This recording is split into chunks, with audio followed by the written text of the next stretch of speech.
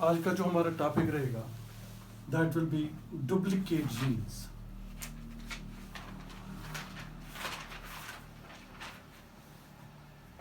Duplicate genes. अब duplicate genes से हमें पता चलता है कि हमारे पास आइडेंटिकल कॉपीज ऑफ दो जीन्स, एक जीन के हमें आइडेंटिकल या दो जीन्स के हमें आइडेंटिकल कॉपी मिल रही है। जैसे एक जीन है, एक फिनोटाइप दे रहा है और दूसरा जीन भी जो है वैसा ही फिनोटाइप दे रहा है, तो हम उसको क्या बोलेंगे? डुप्लीकेट। बात आई समझ, इसका डुप्लीकेट है। So these are identical copies of two genes, identical copies of two genes which provide a common phenotype, which give us a common phenotype, जो एक common phenotype देंगे, and these two genes may be located on a same chromosome, ये एक ही chromosome के ऊपर भी हो सकते हैं, या they may be located entirely on different chromosomes, या different chromosomes के ऊपर भी आपको मिल सकते हैं। ठीक है ना बेटा? तो हम ये लिखेंगे पहले duplicate jeans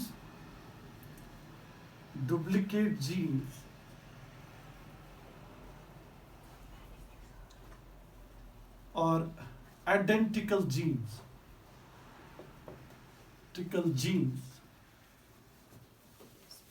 which give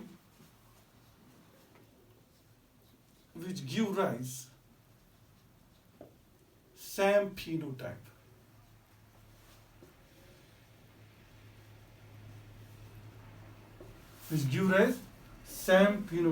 locate on same chromosome or entirely on different chromosomes।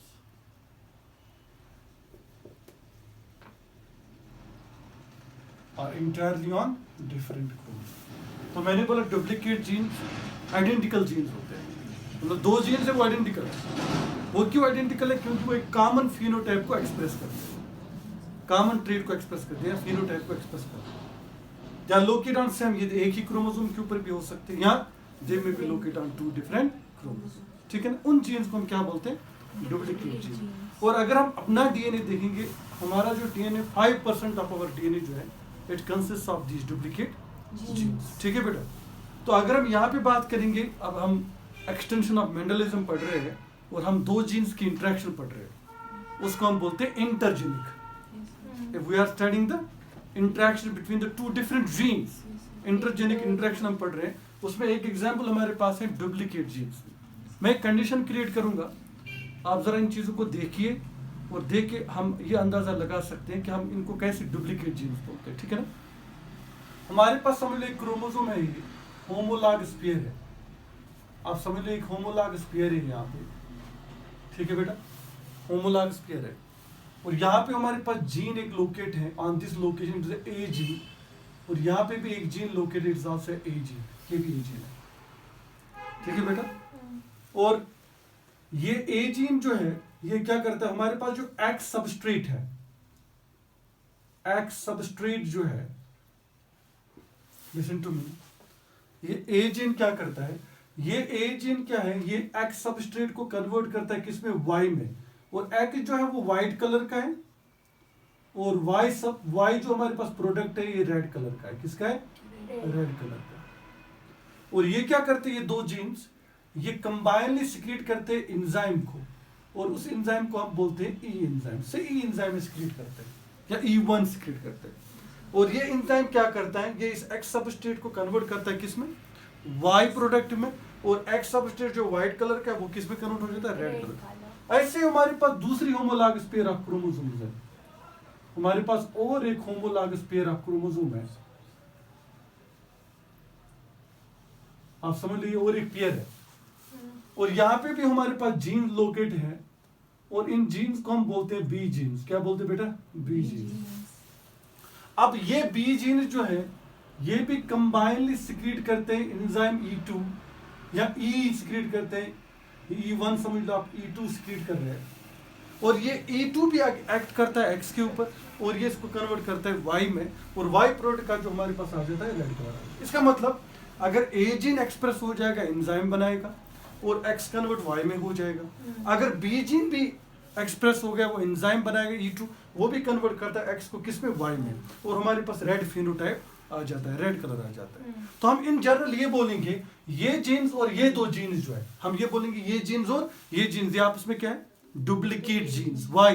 Because both of these genes they result the final जो फिनोटाइप इनका होता है वो सेम होता है। That means the phenotype which we have produced from these two genes is what is similar. That is why we call these genes as duplicate genes. कहा है भी समझ, इसमें कोई कंफ्यूजन तो नहीं है।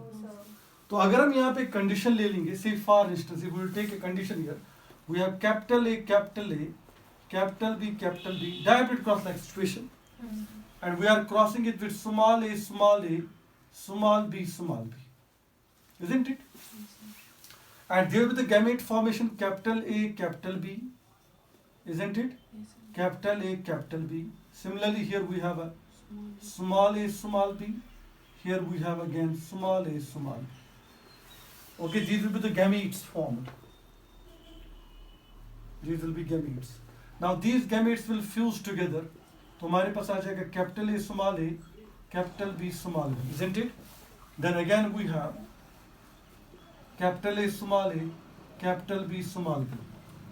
Again we have here capital A, small a, capital B, small b.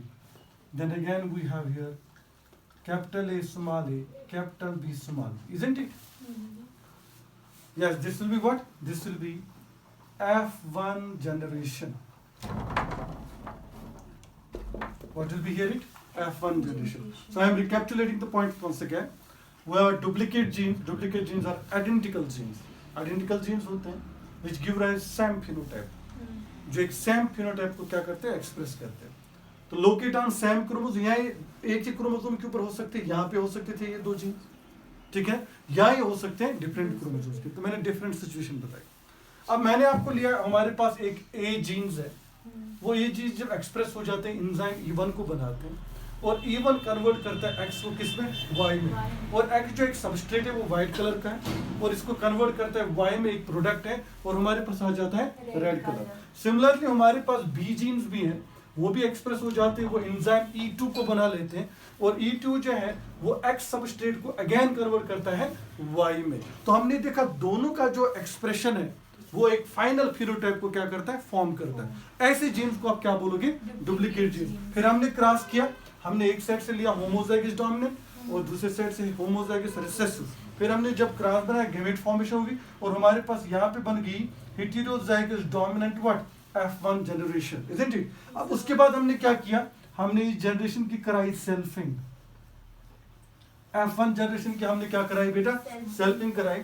तो हमने जब सेल्फिंग कराई तो हमारे पास आया capital A, small A, capital B, small B, cross with capital A, small A, capital B, small B. तो हमने देखा यहाँ पे जो गैमेट्स बनेंगे, 4 तरह के गैमेट्स बनेंगे, और 4 तरह के गैमेट्स छोड़ दो। अब हम देखेंगे F2 जनरेशन हमारे पास क्या बनेगी, क्योंकि हमने ये सारी चीजें प्रीवियस लेक्चर्स में पढ़ी है। तो क्या बनेगा, पहले हमारे पास capital A, then capital A, capital A, capital A, capital A, again capital A, small A, capital A, small A, capital A, small A, then small A, small A, small A, small A, small A, 3 times आपको ये लेने हैं। उसके बाद B को ले आओ, capital B, then capital B, small B, then small B, sorry small B, then capital B, capital B, small B, then small B, again capital B, small B, then small b, and you have the phenotype ratio here. The phenotype ratio we have here, that is 1:2:1, then 2:4:2, then 1:2:1. जो हमारे पास आ जाएगा genotypic ratio इसका। Let's see what will happen here. देखो बेटा, अगर इसको हम इस कंडीशन को देखेंगे, कैपिटल ए एक्सप्रेस हो जाएगा, इधर सुनो पहले, कैपिटल ए एक्सप्रेस हो जाएगा, E1 बनेगा, रेड हो गया, कैपिटल बी भी हो, E2 हो जाएगा, रेड बनेगा। इसके मतलब 2 में से एक जीन होना चाहिए। अब दोनों यहाँ पे तो हमारे पास कौन सा कलर आएगा, रेड। आगे चलते हैं, कैपिटल ए है, E1 बन गया, capital A and capital B है, capital B and small B है, लेकिन कैपिटल बी का है एक्सप्रेशन हो जाएगा, तो हमारे पास फिर से क्या आ जाएगा, रेड आ जाएगा। ठीक है, कैपिटल ए स्मॉल बी, लेकिन कैपिटल ए उसका एक्सप्रेशन हो जाएगा तो रेड आ जाएगा, isn't it? क्योंकि उसकी वो डुप्लीकेट कॉपी है, इसका तो एक्सप्रेशन हो रहा है। यहाँ पे दोनों का एक्सप्रेशन कंबाइन नहीं है, यहाँ पे सेपरेट है। ये एक्सप्रेस हो गया, ये भी वो रेड बनाएगा, वो एक्सप्रेस हो गया, वो भी रेड बनाएगा, तभी तो इसको डुप्लीकेट बोलते हैं। तो हम ये बोलेंगे फिर से क्या आ जाएगा, रेड आ जाएगा।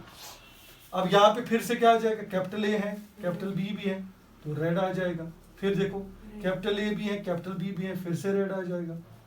कैपिटल ए है, कैपिटल ए है लेकिन स्मॉल बी, लेकिन कैपिटल ए है, इसका एक्सप्रेशन आ जाएगा तो फिर से रेड आ जाएगा।